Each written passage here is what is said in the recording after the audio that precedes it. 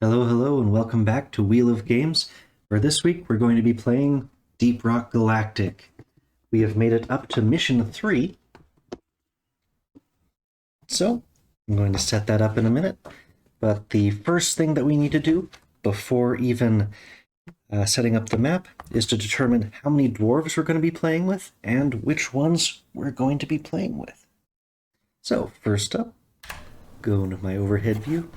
I've got these neat new, it's a D4, but it looks like a D8. Basically, each number is on there twice. It's nice. I think D8s roll a lot more smoothly than D4s. So I got a nice new double die here. So first roll is to determine how many dwarves we're going to be playing with. And I has to go in the dice roller. Okay, I got a 3. So we're going to select 3 of these dwarves, and the order in which they get selected is the order that they will start play. So first up of our 3, we've got the Gunner is our first dwarf. After this, got the 4, reroll. You missed. Okay, then the Scout, and who's taking the last spot? In this case, it's just odds, evens. Odds, we got the Engineer, so no Driller today. We've also got our order set up. So now I can take a break, set everything up for this mission, and I'll come back and go over what this mission entails. So, be right back. I'm back. I've set up most of the map, and I also have a new visitor over on the side who is feeling very playful today. Hopefully he's going to be nice and not attack all of my character sheets over there. But yeah, he really wants to play today. So hopefully that won't be too much of a issue. I've set up most of the map here, and I dealt out all of the rock and stone and throwable weapons. What I plan to do for each one of the dwarves this time is I'm going to roll the die as to whether they're using their regular or their alternate primary weapon. And there he goes. Okay, determine which of the primary weapons they're going to use, and I dealt each one of them 2 secondary weapons, and we get to pick whichever one goes best with the weapon profile we've got. So, first up, it'll just be odds minigun, evens the heavy autocannon for our gunner. Okay, odds, so we're using the minigun today. Same thing for the Scout. Odds again, we're using the sniper rifle. And for the Engineer, we got an even, so we're using the breach cutter instead of the grenade launcher. Okay, now for the rest of these, we just look at what we dealt out and see what we want to go with. So, for the Gunner, we can either go with the experimental plasma charger, single red die at range 4, upgrades to an area of effect attack, or the Warthog shotgun. Now, the shotgun is probably my favorite secondary weapon, but it's a whole lot more of the same of what the gunner's already good at. That said, it's a blue die. Blue die versus maybe an area of effect attack. I think I want to get that plasma charger and try to take a shot with it. So there's our secondary weapon. Now for the Scout, we've either got the experimental plasma igniter, so the better of 2 yellow dice, or both yellow dice when it's upgraded, or the heavy revolver, a single blue die, or a blue die that freezes. Well, we've already got a blue die from our sniper rifle. I think to keep things spread out, we're going to go with the igniter. And for the Engineer, we got either the twin Zhukov SMGs or the stubby Voltaic SMGs. Both of them are 2 green dice. The Voltaic one actually also has a stun effect, but on the secondary side, if you miss with the Zhukov SMGs, it doesn't take up any ammo, and the upgrade just increases the range on the secondary one. Both of these are decent weapons. I think I'll go with the Voltaic one. Maybe we'll have nasty things that we need to apply a stun effect to, but we don't have many other stun effects today, so we'll go with that. So the main decisions are made. Now let's see what random bonuses and throwables we each got. The gunner has none can stand before us. So move a mobile creature 1 to 3 spaces. So basically anything but the really big Praetorians we can just move at pretty much any time. His throwable is the Inhibitor Field Generator. So you can place a token on a space, and creatures can't enter or leave that space. Remove at the start of your next turn. It's basically a throwable version of his shield. Prevents the enemies from coming in. Now, what else? Okay, Scout. Their Rock and Stone card. Nothing will stop us now. Another dwarf may immediately carry out a movement action. Huh. Funny, the best person to move is the Scout, but I guess that can bring others up to where we are. Then, throwable Frag Grenade. Roll 2 red dice, apply to each space hit. A nice attack at some point. And our Engineer has Rock and Stone. Look at the top card of the event deck, then you can choose whether to shuffle the deck. And the Corrosive Bomb, probably one of the best throwables. All targets inside the radius just suffer 1 damage. No rolls, great for taking out a ton of swarmers, which is already something that the Engineer is pretty effective at. Okay, so some movement bonuses, a lot of control things that we've gotten from our random distribution today. So now to the mission itself. Challenge level experienced. Mission 3, The Great Unknown. Deep rock scanners have detected a huge hidden cave segment in this system. Its exact contents are unknown, but preliminary scans show the presence of valuable alien eggs. Get down there and collect them all. Be aware that the drones have spotted a brood nexus. Until it's destroyed, it will continue to spew out fresh glyphid grunts. The nitra supply is limited in these caves, but the good news is they contain plenty of gold. Don't get too greedy, though. Those eggs are your primary concern. Caution, our seismographs report frequent aftershock events from the recent tectonic activities, so keep your boots on the ground. We mean that literally. So, in this mission, we have no Morkite to collect. First one of those. Our mission is instead to collect all 4 of the alien eggs, which are on 4 of the 5 question marks that we need to collect out of this cave. So we'll have to go pretty much everywhere. And the mission-specific event in this mission is you roll the monster die, and if you get the exclamation point result, which is on 2 of the 6 sides, it knocks down the dwarf who just took that turn. So we're going to be falling over, so a good reason for us to stay within helping distance of one another, not a good mission to split up. Good to know. And just on the setup notes, the one of the random question mark things that is not an alien egg is a loot bug. And all of them have the pickaxe symbol, so we're going to have to use the pickaxe to collect them. We can't simply walk over them and pick them up. Yeah, only 7 minerals. I already randomly set those out, so we've got some gold up in this northwest area, and then a little bit of nitra and some other gold. This cave is a bit different from the previous ones we've run into as well. We're starting up in this top corner. We've got a spitball infector right at the start that we're going to have to deal with. Plenty of things to shoot at.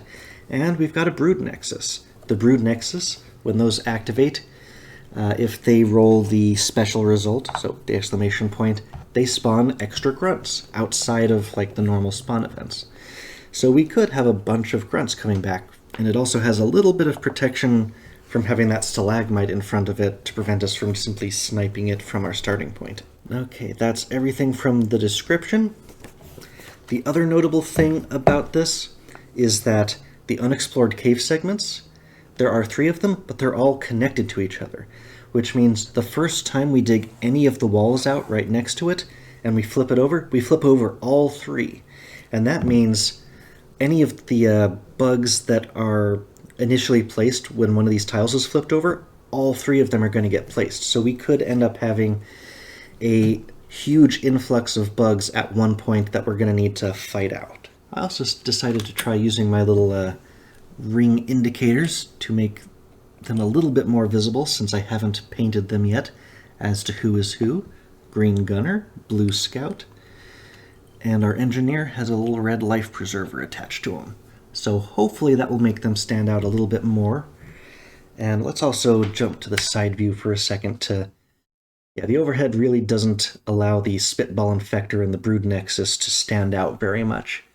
So you can see we've got this big ugly Brood Nexus with a stalagmite hidden right behind him, Spitball Infector, and one pit right in front of that pesky Spitball Infector. So plenty of things to deal with at the start, but otherwise I believe we are ready to begin.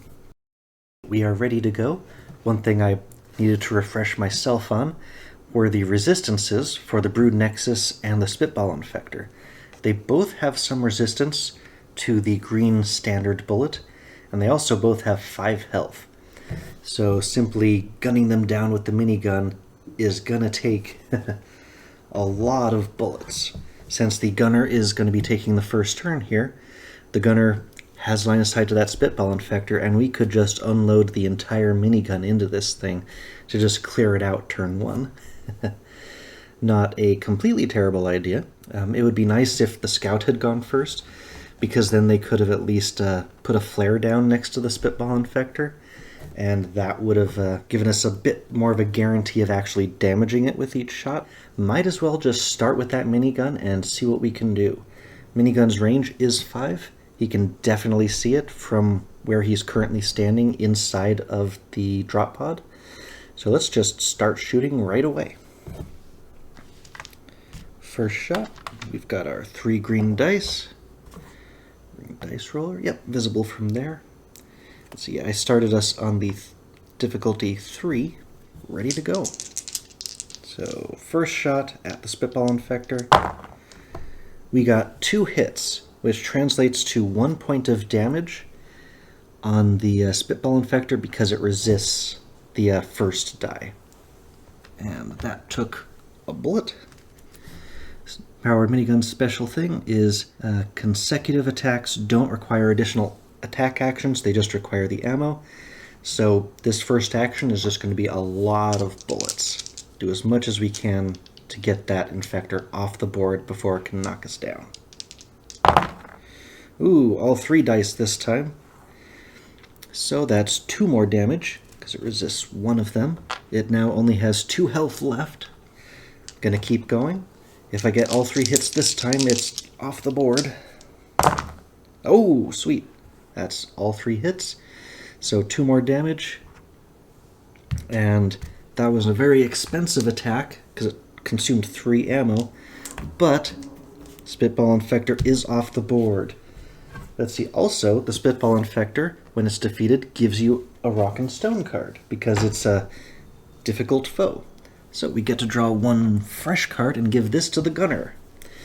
So, look what I found. Look through the throwables deck. Give any throwable to another dwarf, then shuffle the deck. So that's a good one to hold on to until you really need something like the digger, the cave digger, or something specific, maybe like the C4 charge. That might be real effective against that Brood Nexus. So all of that was 1 action. Our gunner still has 2 actions left, so second action, let's try to place a zip line to cross that pit. So moved 3 spaces, that was second action. And third action, we're going to place a zip line down. So shoot this straight across the pit, and now it's a single point of movement to go from the east side of the pit to the west side and vice versa. That was all 3 actions for our gunner. It is time for the event phase. Time to pull our first event for the gunner. Don't get too close. Place an exploder at exit 2 and all other creatures activate. Okay, an exploder comes out, and exit 2 is very, very close to our gunner. And the Brood Nexus is the only other thing out here to activate. So the Nexus activates, it rolls 2 dice, and each one that gives us the exclamation point, I'll just keep calling that the special result.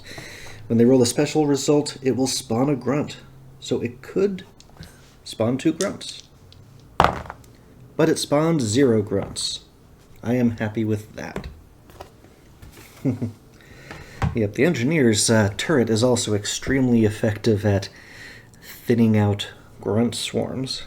If I just simply put that to the side, it could just handle the output of that brood nexus for a long time. We are set for the scout's turn.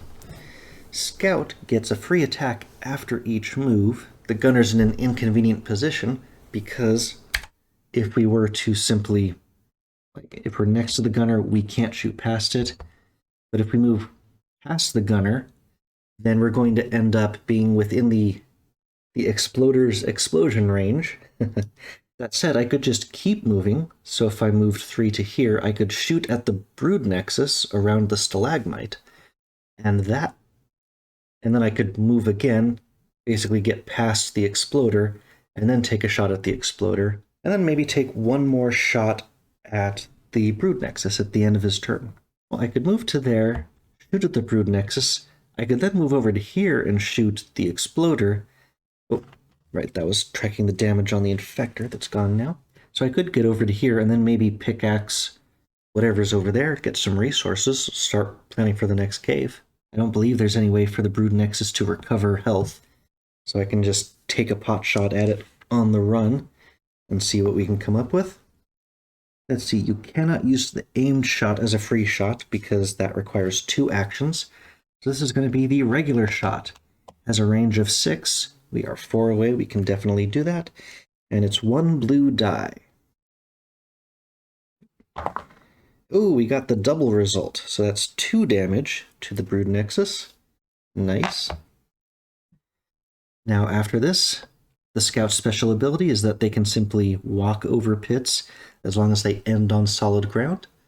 So we're going to move over to there, take another shot on the run, this time at the exploder. Anything but a miss is going to kill it. Oh, double hit again, getting lucky. And it pops, doing 1 damage to everything next to it, but there was nothing next to it. So the exploder is off the board. We've got 1 more action. It could give someone a free movement. Doesn't seem necessary at the moment. Now that we're next to it, we flip this over, and it's the loot bug. So we know the other 4 are alien eggs. The loot bug is going to be at least a gold, and then a chance for an additional resource.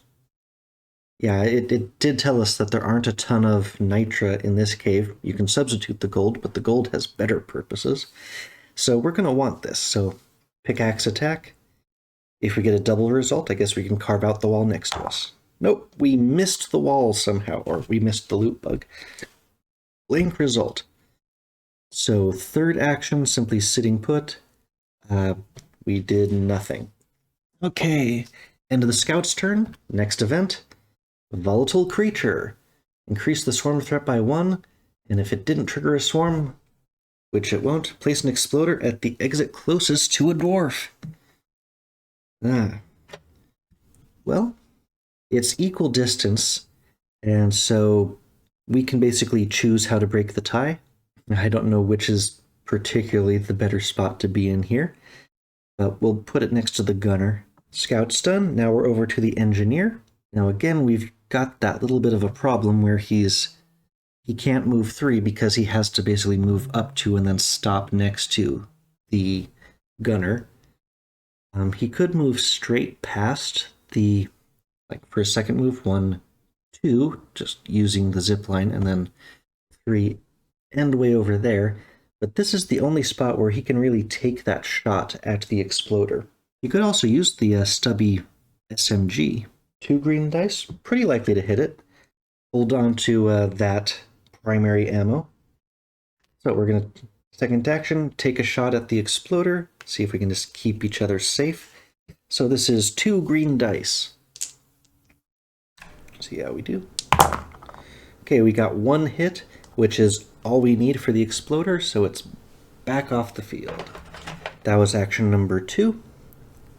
Now 3rd action, we could go all the way over to the wall here and be prepared to start trying to dig through. Or, like we know this is an alien egg, and it would be nice if we dealt with that brood nexus. I think that might be the better direction to go. I don't really want to be directly on top Oh, directly on top of a tunnel exit. Since we have left the drop pod, it leaves, and that's now just normal cave segment. Gunner is honestly not the best person to deal with the brood nexus, so we are just going to run over. We're going to end on the space with the question mark. It was in fact an egg, so you need a pickaxe result to collect that egg. And we are next to cave entrance number 2, which I'm not happy about. Makes sense. And then next turn, hopefully the engineer can finish off that brood nexus. So we had a move, an attack, and another move. Our engineer is done. Time for their event. Bugs, bugs, bugs. Increase swarm threat by 2, but no further than the next swarm space, which is good because the next space is a swarm space. So we are getting a swarm. Our swarm is, oh, look up. Place 1 Mactera spawn. Oh no, this isn't the goo bomber. That's just a regular spawn. 1 spawn at exit 1, so that's one of the flying pests. Exits 1 and 3. Exit 3 is not on the board. And 3 grunts at exit 2. That is a bunch of grunts. Well, this is a swarm after all. So you'd expect to get more than normal. And you have to place them as close to dwarves as possible. So, yeah. Okay, and now, yep, activate all creatures, even the ones that just spawned. So we are going to be taking some damage today. Okay, first up, the grunts spawn. And all of the grunts are ready to do an attack. They're all right next to us. But they only deal damage on the monster bite symbol. They only do damage on the special face when it's hazard level 5, and we're still on 3. I think I'll bump it up to hazard 4 next time, assuming we don't get our butts kicked here, but there's a chance. So let's just go clockwise, starting with the one that's attacking the gunner. It also attacks the one that most recently took a turn. If they're tied, so like this guy in the middle, he would actually attack the engineer. So 2 attacks on the engineer, 1 on the gunner for these grunts, and it's just 1 die. So the attack against the gunner first. Nope, it was a special result, which this level does not do damage. Now we've got 2 attacks coming in against the engineer. First one deals a point of damage. Ouch, ouch, ouch. And second one is a special result, so if it was hazard level 5, we'd already be in a world of hurt. Okay, but that was the 3 grunts. Next on the list should be the Mactera spawn, who attacks with 1 die, but the special result will stun the dwarf it attacks. Okay, and it's already within range, because it has a ranged attack of up to 3. It'll just stay put and attack the scout. Scout takes 1 point of damage. Okay. And the last one is going to be the Brood Nexus. Each special result will spawn another grunt. Oh, and it was 2 results. Okay, these grunts will not go on this turn though, but they spawn as close as possible to the dwarves. So there, but also next to the Nexus. So we suddenly have 5 grunts on the board. 1, 2, and then those 3. Ouch! This may not be a bad time for a frag grenade, but throwables do take an action, so it has to be on the turn of the dwarf that's using it. The rock and stone cards can be used on other dwarves' turns, though. Back up to the gunner now, who does have some minigun ammo left. The experimental plasma charge, not bad. The frag grenade is in the hands of the scout, but that would be nice right now. This also wouldn't be a bad time to maybe drop the shield down in between the 2 of them. That would protect the gunner and the engineer for this round. Although the powered minigun, he may just clear out all of those bugs in 1 hit. So we maybe save the 3rd result and we see how many bugs we've got left. Let's get this gunner going. Turn him around. And we're going to minigun shoot the bugs right next to us. Because we can assign the hits to additional bugs, if we get all 3 as hits, we can take out all 3 of the bugs right next to us. see how this goes. Every time I call, if we get all 3 hits, we've gotten all 3 hits. So he spent his second to last primary ammo, but as long as they're in consecutive spaces, we can assign the hit to a new one. So 1, 2... I guess that wasn't easier to see. But yeah, they were on the 3 spaces right next to each other in a little triangle. So eliminated those 3 grunts with 1 ammo. Now we could continue firing, and from where he is, the engineer's in the way of that one. He could maybe hit this one or the Mactera. Let's see, if he used his secondary weapon, he has enough range for the Mactera. The Mactera, let's see, it resists fire, but not explosion. It does have 2 health, though. I'm not sure the experimental plasma charger would have enough strength to get through there. I could force it over the pit or next to me. That wouldn't really make the shots easier. They're already in range of both hits. But that was just the first action. Hello, Aurora. Do you want to come back? Okay, got her onto my lap. There's a box of minis on her normal seat, though. That's okay, I'm sure we're not going to get any Praetorians. So you can have your normal seat back, and I'll just have to stand up if any of the big stuff spawns. That should work. Okay, so we've got 2 more actions. We can take 2 shots with the red die, and have a decent chance of killing that Mactera spawn at least. And this is our gunner's role on the team. Kill bugs. Whoa. Whoa. What are you doing? Now you want to be over there again? Or are you just doing a lap? You're just doing laps. Okay, back on my lap. Okay, situated again. As soon as I stop paying attention, she'll jump back on the table, I'm sure. So, secondary weapon, 1 red die. We have, oh, I saw you, you're trying to do it again. 1 red die, we're shooting at the Mactera spawn. We have just enough range. Let's go before she jumps up again. Oh, we got the double hit. The 2 result on there, which means we got it in 1. Lucky, lucky. Just move the spawn off to the side there. That took a secondary ammo. Gotcha. Well, now that Felix isn't here, I can move these a bit closer. And now we've got 1 action left. We're just out of range to hit the 1 grunt we can see with our plasma charger. So I think what we want to do, I mean, the gunner's not a bad person to open up the wall if we want to open it up over here. Opening up back here wouldn't be a bad idea, though. I already spent the zip lines to get over to there, though, so let's stick to this side. Do I want to move the gunner here to let the gunner do the mining for hopefully some resources? Because the gunner is getting really low on ammo, we need those resources. I guess I'll let the scout go through. So we'll just move 1, 2, not use the last space of movement, but now we are next to the 2 mineable things. Okay, end of the gunner's turn, we need our event. And it is, they're closing in. Increase the swarm threat by 1. If it didn't trigger a swarm, activate all creatures. So, first up, the grunts can move up to 3 spaces to close with the dwarf. And that would be the engineer. They don't attack on the same turn, though. And our Brood Nexus gets a chance to spawn more grunts.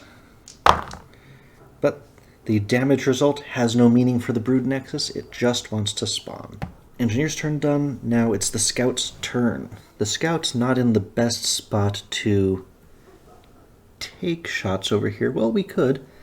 We could do the... the aim shot specifically has to be against a single target. Well, she jumped down and now she's coming at it from a new angle. What are you doing, dear? Come on, sit down again. There you go. Go on. I don't know why you jumped down if you just want to come back up again. Being difficult. So, the scout. Do we want to punch into that room now? I think we want to collect more resources so we're resupplied when we enter that room. In that case, what I want to do is go take out that brood nexus if I possibly can. That said, I think I've got line of sight going from the furthest corner, this corner of the scout, to this back corner, basically crossing through the middle of this row. I think I've got line of sight on that, and it is exactly 6 spaces away, which is the sniper's range. So I could take an aimed shot, so spend 2 actions, 1 target. It basically saves you ammo. You're rolling the 2 dice without taking 2 regular shots. So this is going to be the first 2 actions. I was thinking about maybe placing down a flare. I don't think it'll really help that much. The flare only allows you to re-roll 1 die, and I don't think the engineer's going to be taking shots at the brood. Oh, no, they could. Still, it would be nicer if the scout just killed it right now. So we're going to take that shot with the 2. We could use the frag grenade throwable and take out the 2 grunts that are already next to it. Because we'd roll 2 red dice, that would almost certainly kill the 2 grunts. And then we can... Okay, yeah, that sounds good. Let's use that frag grenade. So, range 4, that's 4 to the closest one, and we'll just target the 3 spaces with the 2 grunts in it, and the stalagmite, which is unaffected. So our roll... Ooh, 4 damage. That was a very powerful frag grenade that cleared out some very basic grunts. It was a good use of that grenade. Okay, action number 1. So our next 2 actions, we're just going to take that aimed shot, spend 1 ammo for 2 blue dice worth of damage against this brood nexus. Brood nexus has 2 damage right now, so we need to deal 3 damage to kill it. No resistance against armor-piercing damage. Okay, we rolled 2 more damage, so it is down to its last hit point, but we still need to do 1 more point of damage. And the scout is out of actions. Didn't move this turn, but did a lot of damage. So, event at the end of the scout's turn. Loot bug. Add a loot bug from the general supply to an empty ground space that's not adjacent to any dwarves. Then increase the swarm threat by 1. It can go anywhere that is not adjacent to a dwarf. Anywhere that's convenient over there is adjacent to a dwarf. Well, I want our people to come down this way anyway, so let's just put it down here. Put it right there between all of the other things that we want to mine. If we have any extra pickaxes, we can go collect a loot bug. Okay, so that was not a bad event. Scout's turn is done. Engineer's turn begins. If the engineer is adjacent to an enemy, they can use the plasma blast, which is a yellow and a blue. Let's see, if I go 1, 2, 3, that's not a bad spot. I can place down... Well, okay, let's move first. 1, 2, 3. I forgot I was standing on top of an egg. But I want to be next to the brood nexus so that I can just take it out using that breach cutter. So using a range 1 attack plasma blast is a blue and a yellow die. Yep, primary ammo. And this is at melee range. Wow, the blue die came up blank, but we did get a point on the yellow. So that's 1 damage, and it's the last hit point to eliminate that brood nexus from the board. Whew. So the spawning should at least pause now. And nope, no bonuses for killing the brood nexus, just the spitball infector. Now we've got 1 point left, 1 action left. I'm tempted to place down the turret. That way anything that, say, spawns out of exit number 2 is going to start just taking damage, hopefully, from the turret. And also if I put it, say, as long as it's not directly adjacent to space number 2, I mean, maybe I can put it there. Maybe it can shoot things that are coming out of the adjacent tunnel after I open it up. So yeah, I'm going to spend a secondary ammo and my last action to place down a turret right here. That way it's got range 3, so it can shoot anything that spawns out of exit number 2. And it looks like we're going to be breaking our way through there, busting our way through there, and hopefully the turret can cover our exit. So 3 actions. Time for the event on our engineer's turn. Is the mission-specific event. So we've got an aftershock, and we need to roll the monster die. If it is a special result, we get knocked over, which sucks. But it didn't happen. It would have been a damage, but not that kind of event. So our engineer was perfectly fine. It's up to our gunner now. And the spot that the gunner's in, we actually want them to use the pickaxe to try to mine the loot bug and the gold next to them. So we are using the pickaxe. Ooh, double result. 2 pickaxes on there. Which means we can... Oh, this is actually the first time we've mined out a wall. Gotta get the right markers for that. So we've collected 1 gold from the wall, and we've collected a loot bug. So the loot bug, it first gives you 1 gold, and then you roll the mineral die to see if you get an additional something. And that is a nitra. So now, if we wanted to spend some gold in place of nitra, we could call down a resupply. Excellent, that's what I was hoping for. And then we can start trying to gather that stuff now. Maybe just spend the nitra on it, put the resupply just outside the room, have the gunner just holding down the fort along with the turret. That seems like a pretty good plan to me. Okay, but that was just our gunner's first action. So now a quick decision time.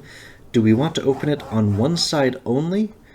If we opened it over here, any bugs that were over there would start moving over there, and then we could like run down to this side and essentially flank them. Like we would reveal what it is, they would have to start acting, maybe moving towards that side, and it would basically gather them together, and then we go in from the other side? I don't know. The way it is right now, we basically would have a choke point that the gunner could defend. There's good tactical reasons both ways. I'm going to just move. 1, 2, 3. And I'll just move 2 to here. Now he's between the egg we need to gather, a nitra, and we could also pop that stalagmite for some resources. So our gunner may just be doing some more mining for a bit. Let's see. I'm pretty sure he had 1 ammo left. I just knocked that out somewhere. Okay. Mine, move, move. Now it's time for his event. What do we got? Fast critters. Increase the swarm threat by 1. We're almost to the next swarm, but not yet. If this didn't trigger a swarm, all creatures move and attack. There aren't any. Frozen and stunned creatures do nothing. Okay, we're almost to our next swarm. And this is ultimately a timer. If you reach that the last mark on the tracker, I'm not sure if you get to try to finish the round before you lose, but basically when you hit that last space, you lose. And we started there, we're maybe a quarter of the way, just based on the way the swarm tracker's been going up this game. But not every event moves the swarm tracker up. But when we get close, I'll have to move the die roller. Yeah, that's pretty visible up there, and I shouldn't be mining over there. That's a good spot. Okay, gunner is done. Now it's time for the scout. Well, the scout didn't end up needing to go that way after all. So I could go 1, 2, 3, try to mine the egg, and then 1, 2, 3. I couldn't get past the turret at the moment. If I double moved down to here, the scout could stand on the space where the loot bug is and then do a mining result. We're still trying to get resources at the moment. And then resupply and then break through the room. So that's the plan. 1, 2, 3. Double move onto the space with the loot bug. And pickaxe time. Let's see what we get. Double result again. Excellent. So I will definitely get the loot bug first. That way I don't have to have the scout hanging off the tile as a reminder. So we get 1 gold and also just 2 gold. That's That's not a bad thing. 2 gold from that loot bug. Now we are flush with cash. And I can take out one of the walls next to me. Let's take out the gold. The gold is strictly better than nitra because you can substitute it for nitra. And that means we've got 5 gold and a nitra. We are totally able to call down that resupply. Maybe we can start upgrading our weapons too. But we did move twice and mine, so the scout's turn ends and we get an event. More grunts. Yeah, this is a regular event, right? Place a grunt at exits 2 and 3, then all creatures activate. It reminded me of a swarm, based on the all creatures activate right after spawning stuff. So we spawn 1 grunt at exit 2. There is no exit 3 on the board.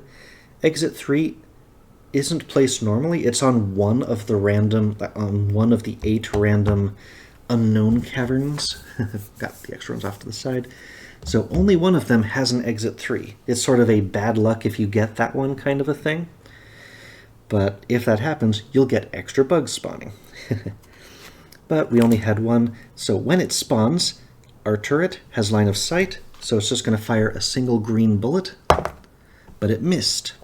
Okay, now all creatures activate, so at the start of that bug's turn, and that bug wants to move towards the gunner, but now the turret gets another shot at it. The turret doesn't need any ammo after the one used to place it, and it got a shot off.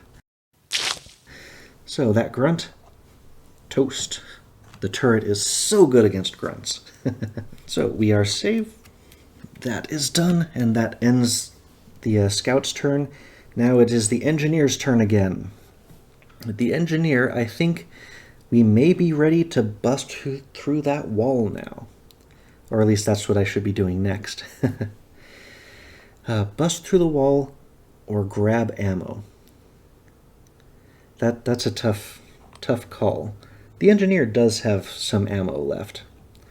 But I'm nervous about what's over there, because like a web spitter could have line of sight to just keep me in place. And that could be nasty. So I move to there. I think we want to mine through that wall. We are on a timer. I can't just sit still for forever. And we do have a corrosive bomb we could throw. And also if there was like some specific throwable, the gunner's card could let us go grab it if there was like the incendiary grenade to put some flames on the board or something, for example. And we also may just miss the wall. There's one side on this die that's blank, so we have to mine to get it. What do we get? We got 1 pickaxe. So we can open up, and this is major turning point. We find out what's inside. Now, I could mine out either of those 2 spaces. I want it to be there so that the turret has a better line of sight at things that are going to be coming at us from inside. So we've mined out that wall. The engineer has 1 more action, and it's time to flip it all over. So I'll just start with the top one. And what do we have here? We have a bunch of stuff. But first up, we have a stalagmite that's kind of in the... Actually, I'll flip over all 3 and then we'll put it all together at once. Okay. And the question mark always goes over the flare. Every space has 1. So we've got a bunch of monsters spawning. I'm going to put the stalagmites in first, because that's going to give us some context. And there's a fair few of them in this cave. There's actually one right in front of the entrance, which is actually going to help us out because the bugs basically have to go around it, and that prevents any, say, web spitters from sniping us from super long range without getting shot at by that turret. Okay, so we have a web spitter here. We've got a spitball infector around the corner, but it's not too close to us. We have a spawn, so a flying thing is going to be right there. I think the turret's going to get a shot at it because it effectively just spawned in that location. It sort of makes sense. We've got 3 grunts over on that side that are going to be coming towards us in a moment. Let's see. We have 1 more Mactera spawn way out there. And the last thing, we've got 4 spaces with weapon upgrades that I need to distribute. So I need to put those in a bag, and I'm going to randomly place those out, and I'll be right back. I've randomly placed, face down without looking at them, 4 different weapon upgrades. So all you have to do to collect the weapon upgrades is walk across them, and you get something as useful as an extra die for one of your weapons every time they attack to, say, a range increase or ammo flexibility. There's no bad weapon upgrade, but some of them are definitely much better than other ones. So now that we've spawned everything, let's take our turret's shot at the Mactera spawn. So 1 green bullet, and that's a hit. The Mactera spawn has 2 health. It does not resist regular bullets. Now the engineer has 1 more attack they can do. The web spitter also has 2 health, unfortunately, or I would simply throw the corrosive grenade right there and be done with the 2 of them. Actually, that still just looks really good to me. It's range 4, so I can place it... Yeah, I have line of sight to this empty pit space right there between the 2 bugs. So that'll finish off the Mactera, and it will deal 1 damage to the web spitter, and as soon as the web spitter comes in, it comes around the corner to shoot at me, the turret's going to take a shot at it, and it's got no resistances to that. So we've launched the corrosive bomb as our last action from the engineer. Hit right there, dealt 1 damage all around it. So Mactera spawn is gone. Yeah, those stalagmites are in interesting positions. So we'll have to see what's coming out of this. Is there anything else that happens on the engineer's turn? I think it's time to use the Rock and Stone card, the one that allows you to look at the top card of the event deck, and then you can choose whether or not to shuffle the deck. That's important because we're about to potentially launch a swarm, which would maybe flank us on the other sides. That said, shuffle, I could always just get the same card right back at the top of the deck. You never know. But I'm going to look at the top card, and let's see what it is. Oh, vantage point. This looks like a good one. You approach a sheer tower of rock. Being a good dwarf, you feel compelled to climb it and get a good view. If you are not knocked over, look at the top card of either the event or swarm deck. You may then choose to whether or not to shuffle the deck. Either way, increase the swarm threat by 1. So this is definitely a swarm card, but I could basically veto one thing that the swarm could be. All of the enemies are going to be coming towards us then. That said, this is going to trigger the swarm, but no other bad stuff. So I think I'm going to leave this one on the top of the deck. We'll have a swarm, but I'll get some say as to how bad it's going to be. So this event activates. I'm going to look at the top card of the swarm deck. I can choose whether or not to shuffle it. Ooh, so it's a Praetorian. At exit 1, facing the nearest target. So a Praetorian would basically start at the far end of the cavern, and it would be coming at us slowly from there. Praetorians, they also move 3. They've got a range of 2. It's not a great bug to play with. You know what? I'm going to veto that one. I'm going to shuffle the swarm deck because that's what the event card allows me to do. We're going to come back and activate whatever the next swarm thing's going to be. Shuffle that, come right back. We are shuffled. Let's see if it's another Praetorian. Nope, different.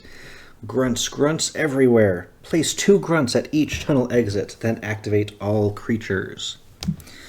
So that's going to give us 2 grunts at exit 2. The extra one spawns as close to other dwarves as possible. And I need to dig out more grunts to spawn at exit number 1. 4 grunts is better than a Praetorian. Praetorian has more health than 4 grunts. Okay, that spawned as close to us as possible.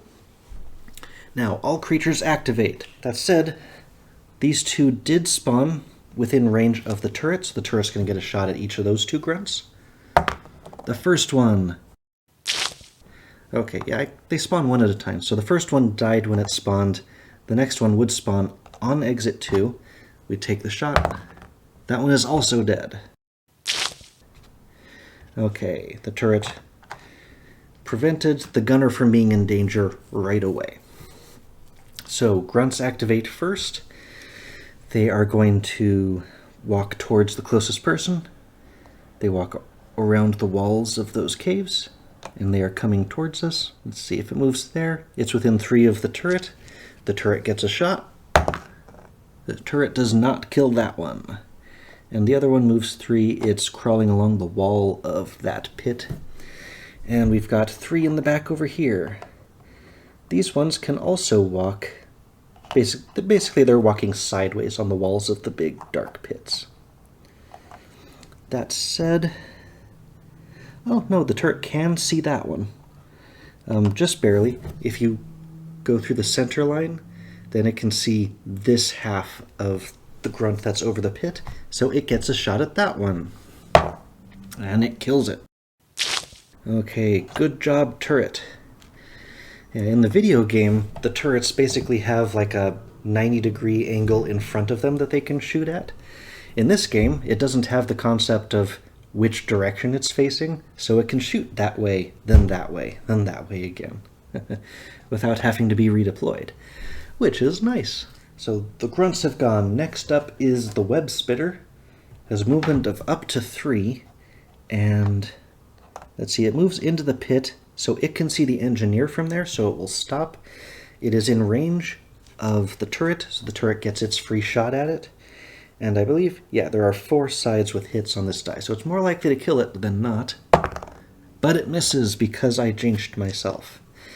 Okay, the web spitter moved up. Next is the Mactera spawn. It doesn't have line of sight on anything. It can't stop on top of the stalagmite, so it moves over slightly. And the Spitball Infector, even though it's so tall and imposing on the battlefield, it cannot actually see over the stalagmite because the stalagmite blocks line of sight. Cannot see us over these stalagmites, so it also can't move. It's basically a giant immobile plant. So it just stays put and does not attack. But it is a threat as soon as we walk around that corner. Although, as long as we stay exactly on the other side of the stalagmite, we could stay safe from it. All of the creatures have activated. We have finished resolving the swarm. I've already forgotten who's... I think that was the engineer's turn. Yeah, the engineer was the last one to go, so the gunner is next. The gunner with not a ton of ammo, who wanted simply just to mine. Let's see, let's check. I'm pretty sure the other side of his secondary weapon is an area of effect. Yeah.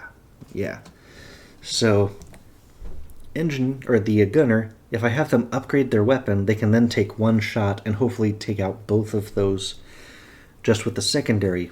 Gunner, first action, spend a gold to upgrade their secondary weapon.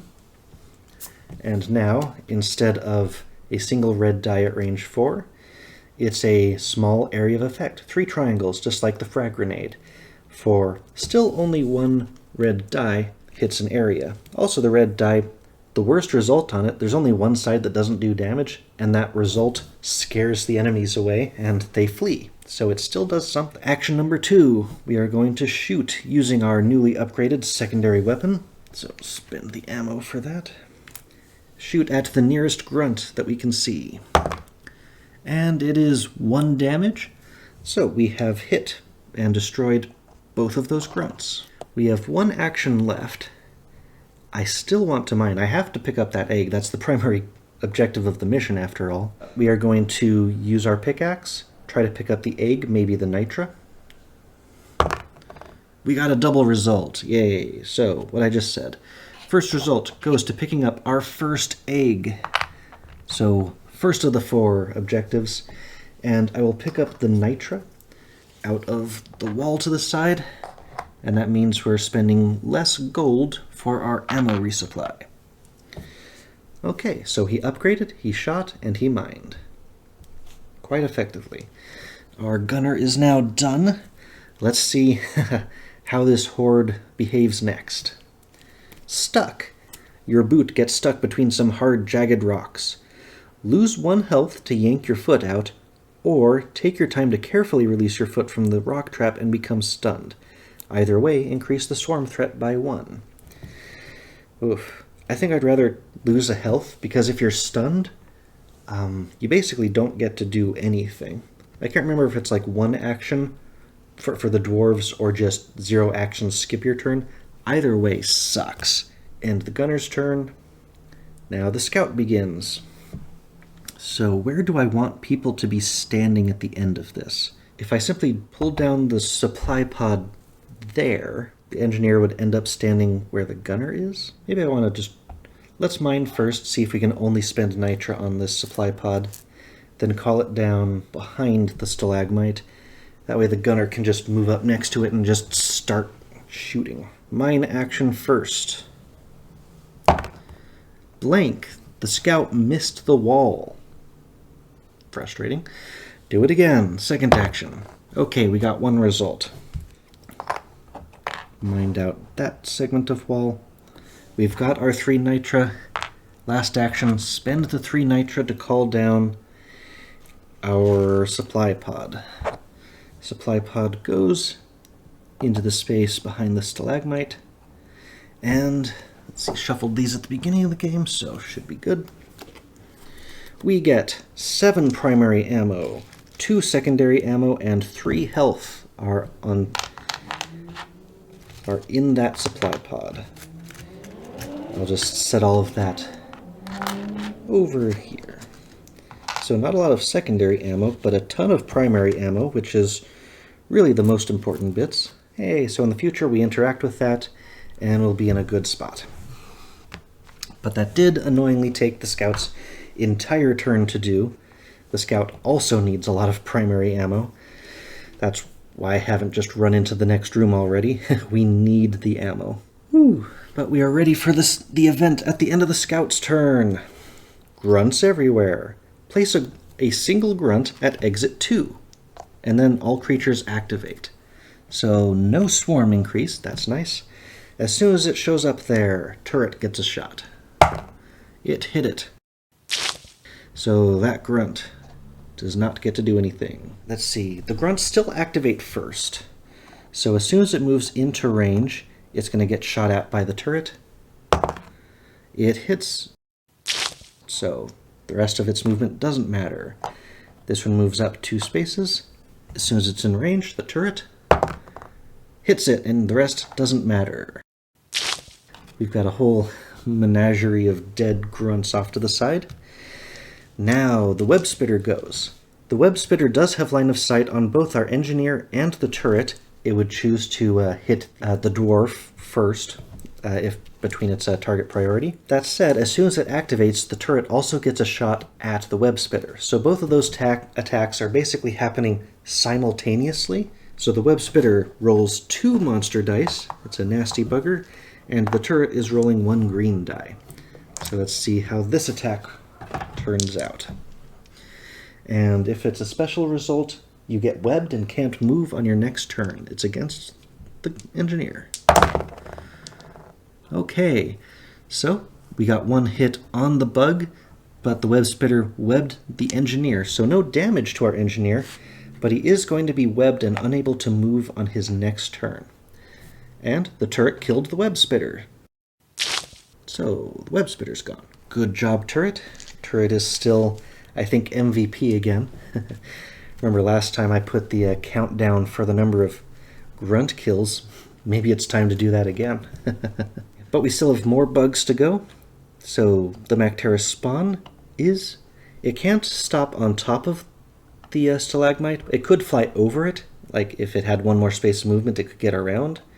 But ultimately it's stopping there. The turret does get a shot at it.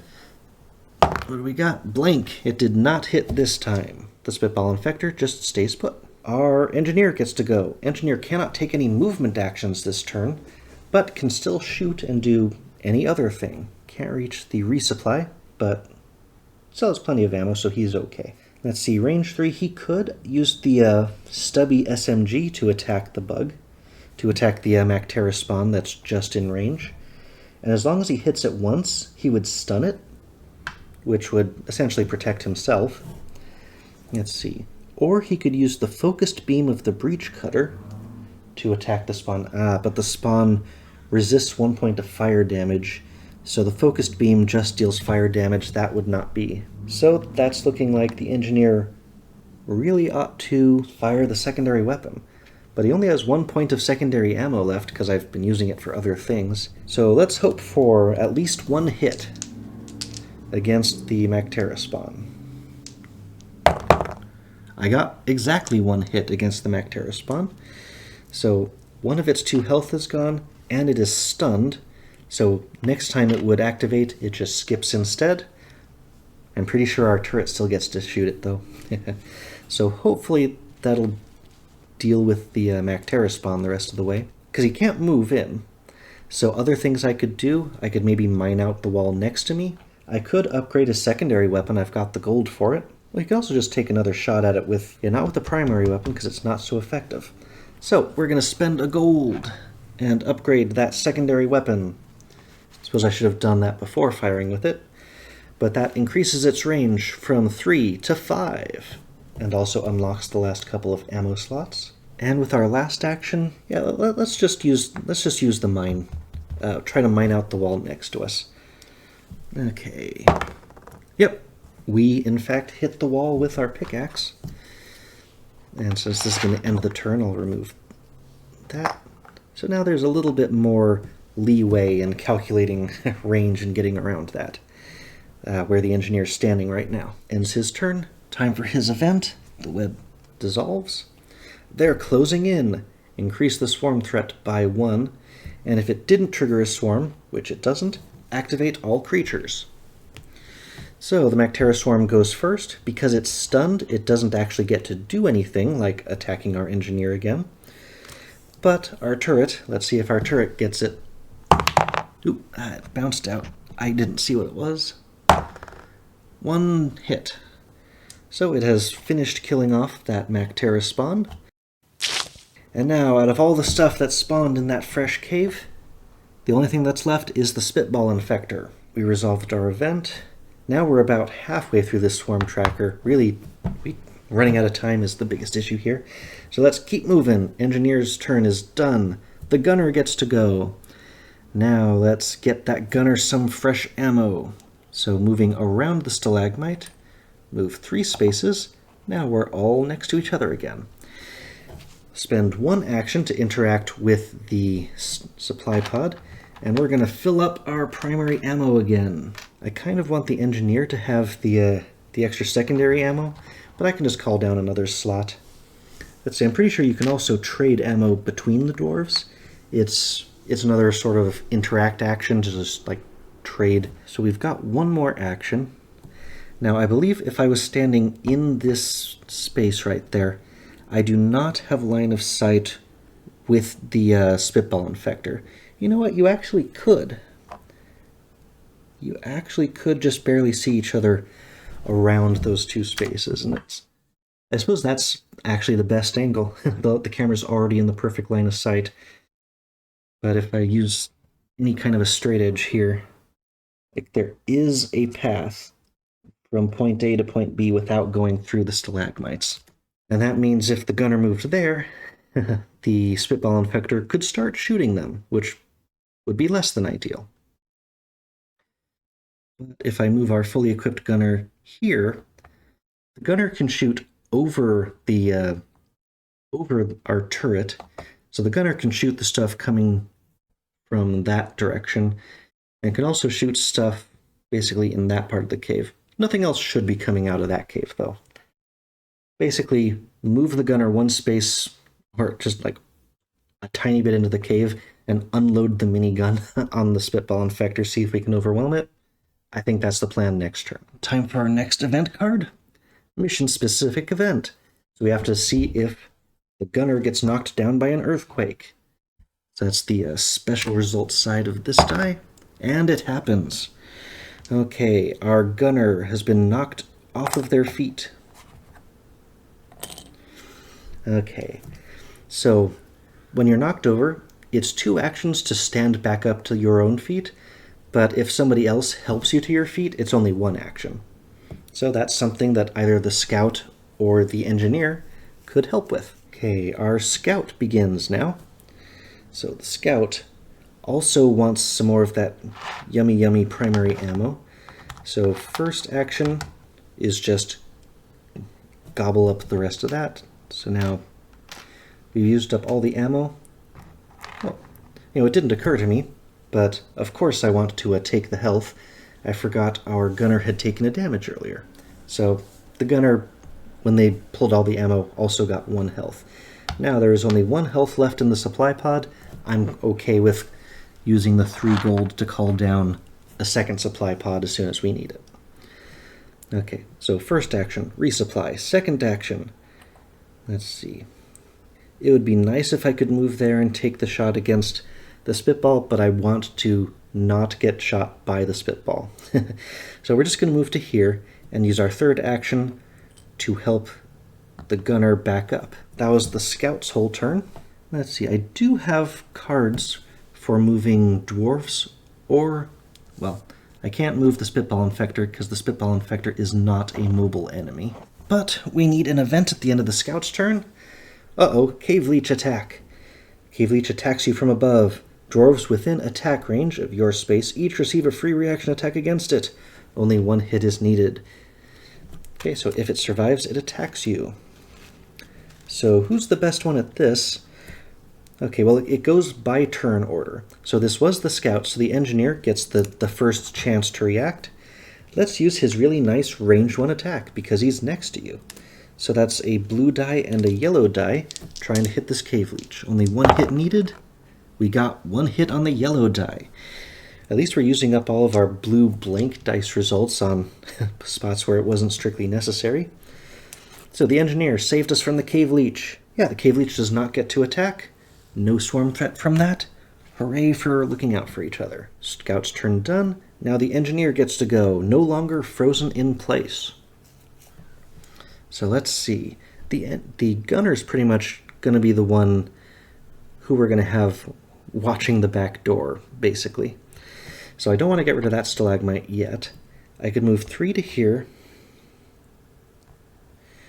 I could move 2 to here. I would be hidden from the spitball infector because I would be exactly on the opposite side of that stalagmite. So if I use 2 movement to get to there, then the engineer can try to pick up the next egg while still staying safe. I like that plan. So move 3. Well, actually, it's kind of hard to see, but we've got 1 space that's actually solid rock here. So the spitball infector can't see past this or this. So actually, even if I was in this space, the spitball infector couldn't hit me. So I can, let's see, where was I at the start? Yeah, I was here, so that's moving 3. If I move 3 again, the spitball infector cannot see me in that space. And that allows me to see, well, number 1, that this is in fact an egg, but I think you also reveal which weapon upgrade it is when you're next to it, and that's range increases by 1. Not a super exciting one. The ones that give extra dice are the ones that I love most, but that is still a nice thing. So in order to pick that up, you just have to walk over it. Okay, so we're going to roll our pickaxe and try to pick up the egg. And we got a double result. Well, I can pick up the egg. Ironically, if I'd stopped in that first spot, I could have picked up the nitra. Forgot about the nitra there. But we have gotten the egg, and there's really no point to mining out that wall, so I'll just skip it. So our engineer's done 3 actions, double move and a mine. Time to draw the event for them. We've got starch nuts. I think this is a good one. You come across several delicious starch nuts. What a find! However, taking time to collect them all might disturb the local wildlife. So as long as you're not knocked over, you could draw 2 rock and stone cards, but then you'd have to increase the swarm threat by 1, which would trigger a swarm. Right now, the biggest issue is just time pressure, so even though I would get 2 rock and stone cards, I just don't want the swarm threat to go up at all. Anytime I can help it, just keep this thing going slow and steady, and that's how we win. So we're done with the engineer's turn. We're back up to the gunner. Now, I think this is time to use one of our rock and stone cards that we've been holding on to. Let's see, not the throwables, not the creature. Nothing will stop us now. So the scout can choose another dwarf to immediately carry out a movement action. So we'll play that card, and that allows the gunner to freely get into position without having to spend a move action, thus letting us have more, say, shooting actions, if we would so choose. Okay, so that was a free move granted by the other card, and now we are going to use the powered minigun and just lay into that spitball infector. It does have 1 green resistance, but as long as we can get at least 2 hits each time, then we're just going to power past that resistance, because we've got up to 15 dice that we can throw at this thing 3 at a time. All for 1 action. So let's get it going. No, dropped a die, not a roll. Okay, we got 2 hits, which passed the resistance, dealt our first damage. We have to deal 5 damage to kill it. And that was also our first ammo used. So our second shot, taking advantage of the minigun's continuous fire feature, no additional actions needed. Here we go. And 3 hits. So that's 2 more health off of this thing. But we want to keep firing. So 3rd ammo off. And another 3 dice. It's worked every time so far. If we get all 3 hits, it'll deal 2 damage. And, hey, it worked again. All 3 hits. Yeah, each die has a 2/3 chance for a hit. So that one finished killing the spitball infector. And the spitball infector, because it's a difficult enough enemy, unless you're minigunning the thing, it gives you a free rock and stone card. So our gunner now has, the bigger they are, the harder they fall. Reroll any number of ranged attack dice. Nice. So you could reroll just the misses, for example. And the gunner has all of the rock and stone cards now. Really, all of the extra cards to use. So that's great. That was just our first action. It did use a lot of ammo. But now we can try to mine out the stalagmite in front of us, maybe the wall behind us as well, and just race for the exit. We know now we just want to collect everything and get out before we get overwhelmed by the swarms coming from exits 1 and 2. So we got 1 pickaxe, which is enough. That knocks out the stalagmite, and we get to roll the mineral die.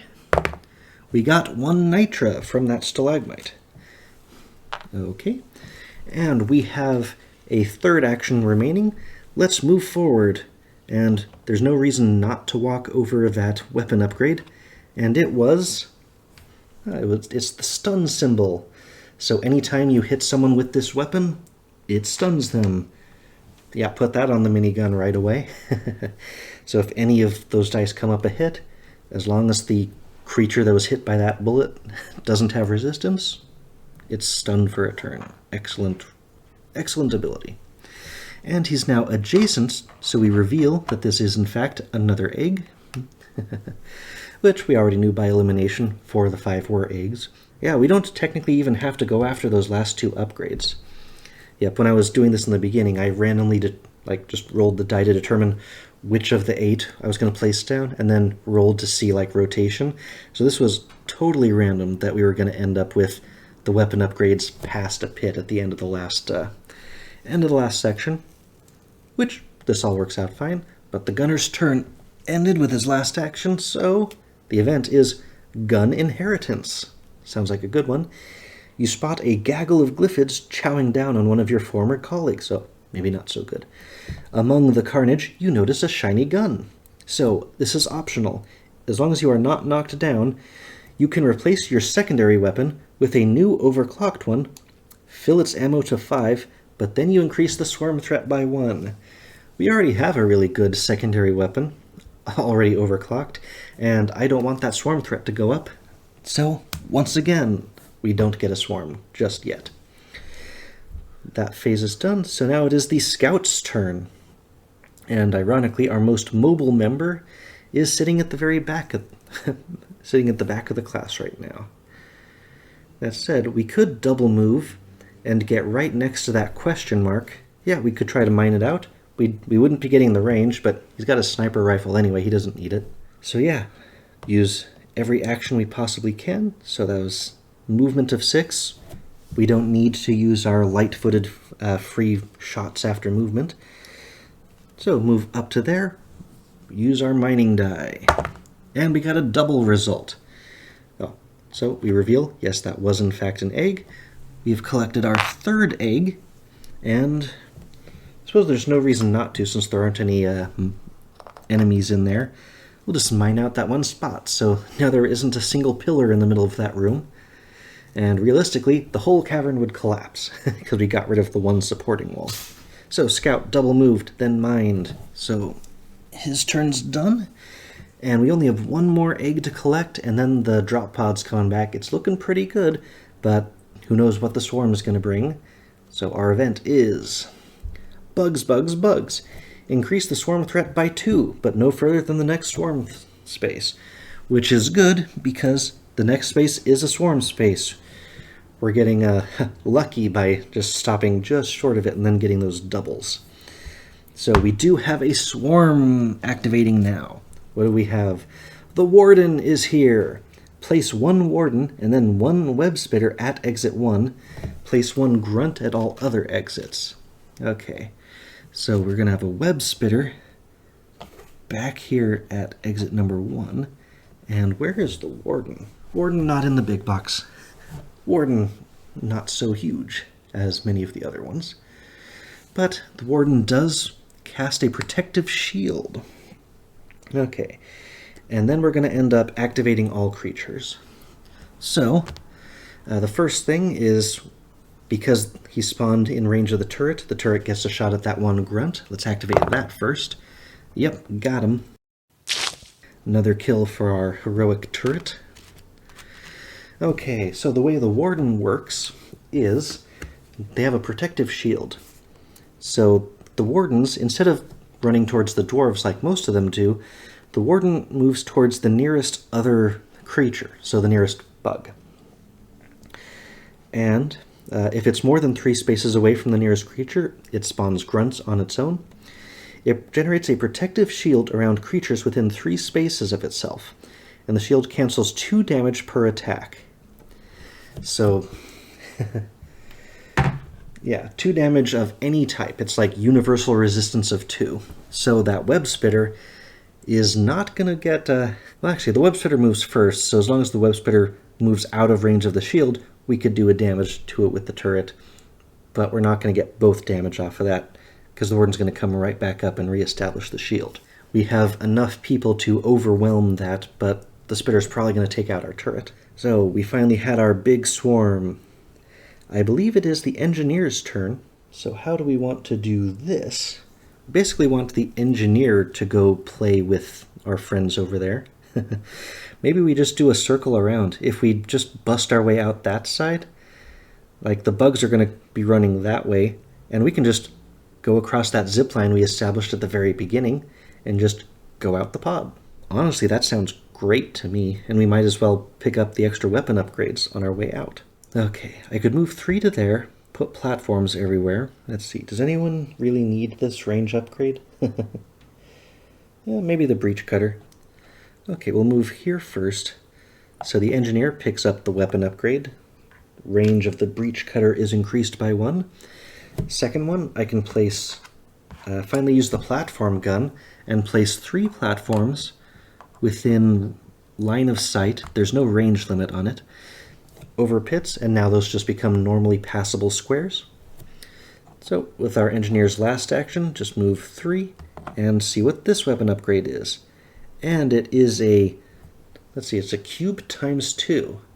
So what this does is you place this into one of your weapons, and on your attack, you can choose one of the dice in your roll, and you can double just that die, which is also really good for the breach cutter, because you're already either taking the better result of 2 yellow dice, or you're rolling a yellow and a blue.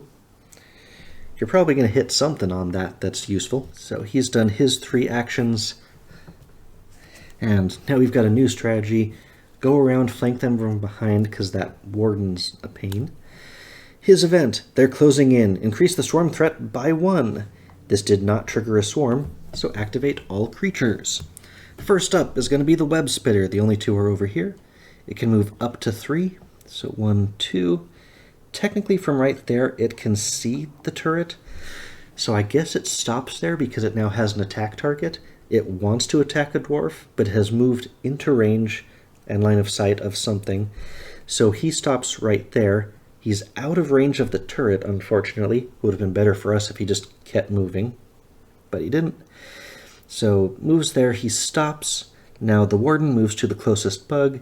It's just going to stay right behind that web spitter, and the bugs are done. We're back to the gunner's turn. The gunner has an egg in front of them, so we are absolutely going to try to collect the last egg and summon the drop pod back. What do we got? Double result. Okay. That is going to pick up the last egg, which means the drop pod is returning. So now we just get to the drop pod and we win. We've got one more result. I might as well take out that stalagmite, because mining that won't give us any benefit. So we roll the mineral die. Anything useful? Another nitra. Okay. So now we got 3 gold and 2 nitra left. Not a bad situation either. Now we've got 2 actions left. I'm tempted to just, like, if I move him and just stop him on that last weapon upgrade, he's blocking the ability for another character to come in and mine that last wall out of the way. This is the point where the driller would have been useful for this one spot, is just bust through that wall without, any chance of missing on the pickaxe roll, and just get us out of here. He doesn't really have other things to do with his movement. I could call a supply pod down over here, and we'll just, see what pops out. And unless you're playing a deep dive, there's no need to hold on to resources. It's not really bonus points at the end of the mission. They are there to be spent. So let's move him 3. We get up next. Let's see what that upgrade is. Ooh, it's an extra red die. That would be nice with every minigun attack. Now it's rolling 4 dice, 3 green and a red. Yeah. Move over to there. So we'll collect it, put that into the minigun. So now the minigun has 2 upgrades, an extra red die, and it stuns. And we'll just leave him stopped just one spot out of the way so that we can have someone else come in and mine a path through. He's also next to that last piece of gold that's in the wall there. We don't strictly need it. Okay, draw our next event. We've got fast critters. Increase the swarm threat by 1. If this didn't trigger a swarm, all creatures move and attack. Okay. Frozen and stunned creatures do nothing. Remove their condition instead. So we're almost to our next swarm already. They're coming faster and faster. The web spitter, because of the way we ruled it last time, it got into range of the turret, so its move and attack is really just attack. It attacks and tries to destroy the turret. And yeah, it dealt 1 damage. As soon as the turret takes any damage, it is removed from the field. So our hero turret is finally gone. I don't think it was quite as impressive as the last game. It did do a lot of damage, though. So the web spitter attacked. The warden just moves close to someone. So warden doesn't move at all. It's just continuing to protect the web spitter.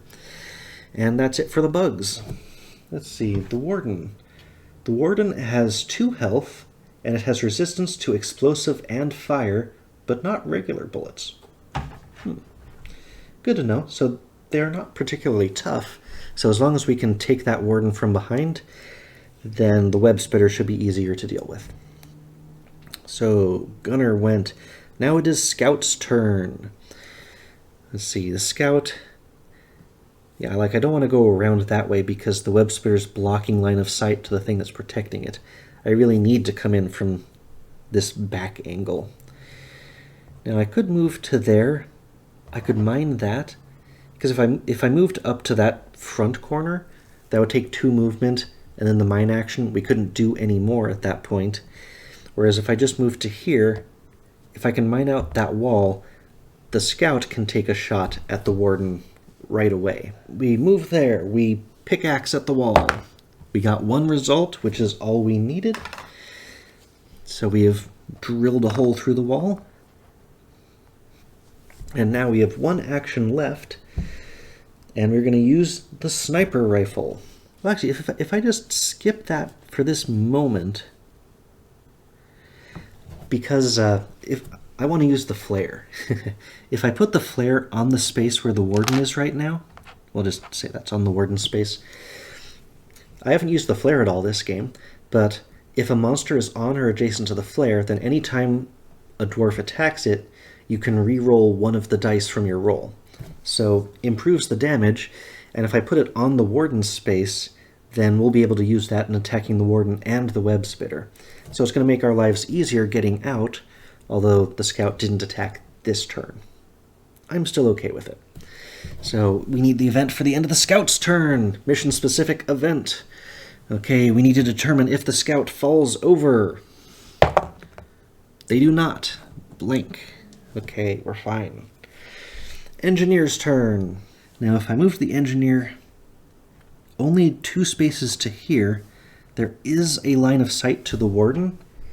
It's not pretty, but it would totally work.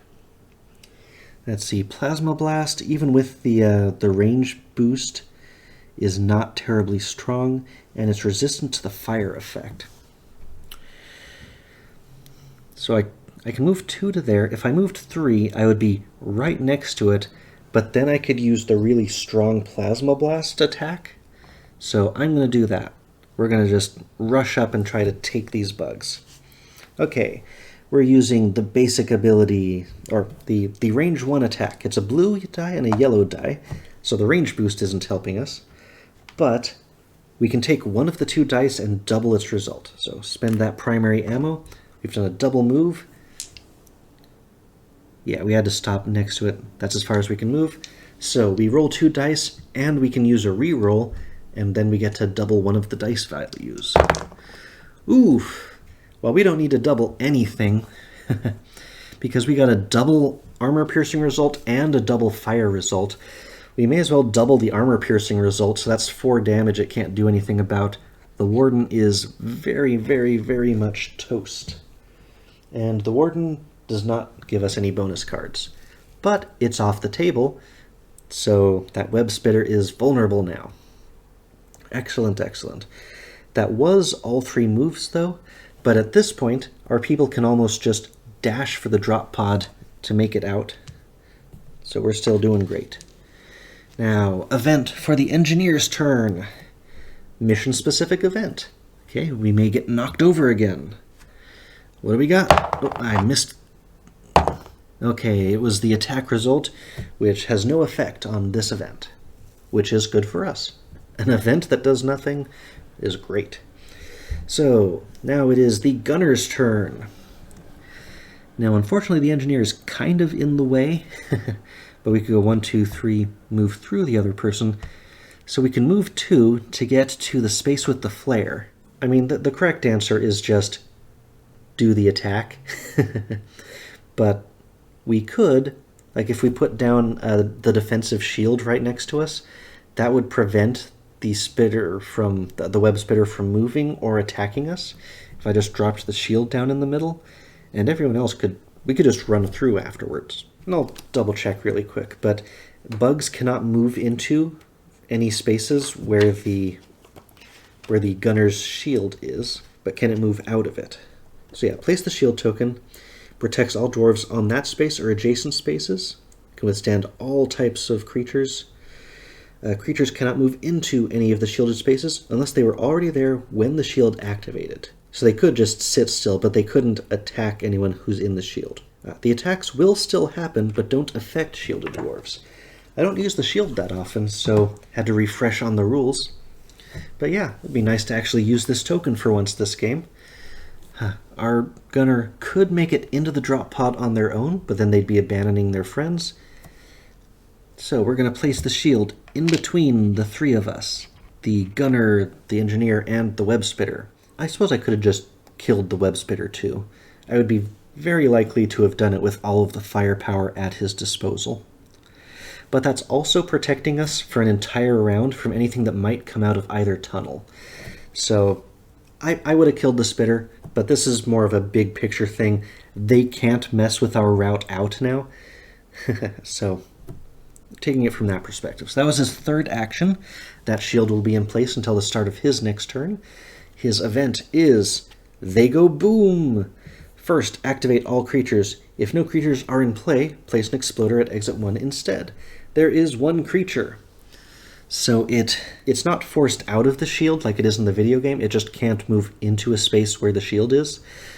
Next, it would do an attack. It attacks the person who most recently went, so it attacks the gunner. The gunner is immune to anything that this attack would do. Like, they can't get webbed. You're just immune while you're within the shield. You're immune to creatures. So, oh yeah, that would have been a double web result, which would have sucked. So if we had just run the gunner out, that attack would have webbed the engineer in place for a full round. So I think that validates the decision to put up the shield instead. Okay, Web Spitter did nothing. And that's the end of that turn. So at the start of the scout's turn, the flare fades away. And now we need to just run and get out of dodge. So 1, 2... Yeah, why not? We're going to land on the middle of that shield space. We can freely move into those shields.